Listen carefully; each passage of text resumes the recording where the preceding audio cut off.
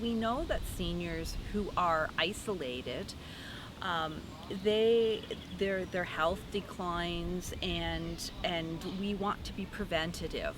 So if we encourage healthy aging and services that support that, as well as options that promote social inclusion in housing as well, we feel that we will help the seniors who live in the greater Peterborough area.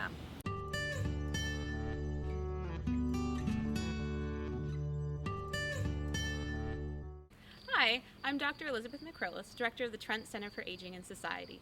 Soon after the onset of COVID-19, Trent University's Office for Research and Innovation announced a special call for research related to the pandemic. In April of 2020, we at the Centre for Aging were so pleased to announce that 7 of our members were involved in the funded research. As COVID-19 so significantly impacts older people, it's not surprising that almost half of the funded research had an aging studies component. The projects include how culture and gender matter in creating age-friendly cities, volunteerism in rural communities, and addressing social isolation. In this TCAS video series, we are going to profile 3 of those projects that are focusing on aging. This video features the Social Isolation to Social Connection project. This is really an exciting opportunity.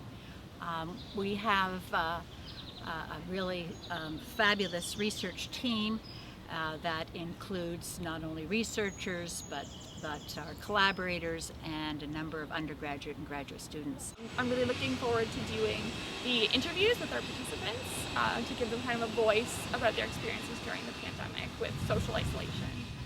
What triggered this research project was really the COVID pandemic, in that when the pandemic struck, people were forced to self-isolate and were socially isolating in addition to maybe the way they were living before. So in particular, seniors are at risk. Well, the overall aim of the research project is to mitigate those negative social and health impacts as a result of further social isolation related to COVID-19 pandemic. And we're in particularly wanting to uncover experiences and stories of seniors and their caregivers, both familial and formal caregivers, so that they can help us really understand what services, programs, and policies have affected that social isolation, and think about ways that they have helped them cope or barriers to them coping during the pandemic, and then that helps us prepare for life after the pandemic. Everyone, including of course the participants that we will be speaking with, that they will have a voice about what it's like to experience COVID-19 during and potentially after, and how it's impacted their social connections. And it's not just involvement, it is really to make sure that people are involved in the research design right from the development of research questions right to the knowledge translation. One of the strengths of using a PAR approach is that the students can get so involved throughout the whole research design and get involved and get really hands-on approach. I really think that the students are having a great opportunity of learning here.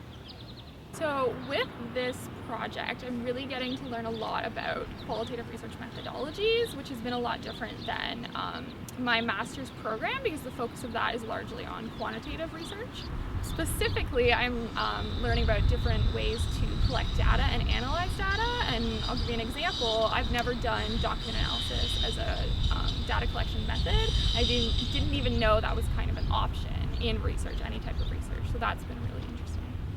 So I have a couple different roles on the project in different areas. Primarily right now I'm working on the research study that's funded through the grant through Trent. And with that I'm really working on the data collection and analysis.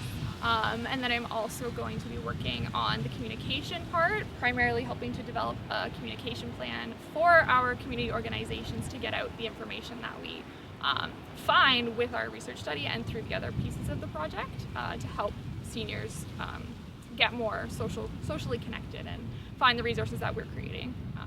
And then I'm also In the health and housing section of the project as well, I'm working on identifying best practices for housing and creating recommendations to help address social isolation with seniors with different types of housing practices. We'll be connecting it back to the community in a variety of different ways. Research really has to be used by others.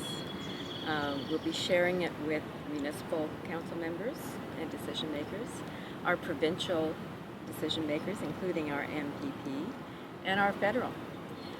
Because some of the changes that are going to have to take place will include federal and provincial opportunities for programming, and also changes in attitude in them looking at how seniors need to be more connected. It's also going to need to be multi-generational, so that we get more people thinking that the issues of one generation are going to be impacted by another generation, and also should be a collaborative approach in terms of making change in a healthy community. By and large, we're really hoping that we will identify policies that are maybe a little bit short-sighted or not as inclusive as possible, even though they're well-intentioned, or missing policies or missing services. So those are the kinds of nuances that we hope to identify, and then obviously work with our partners so they can make changes in what I call the 3 Ps, the policies, the practices, and the programs, to make a difference in the lives of seniors and their caregivers.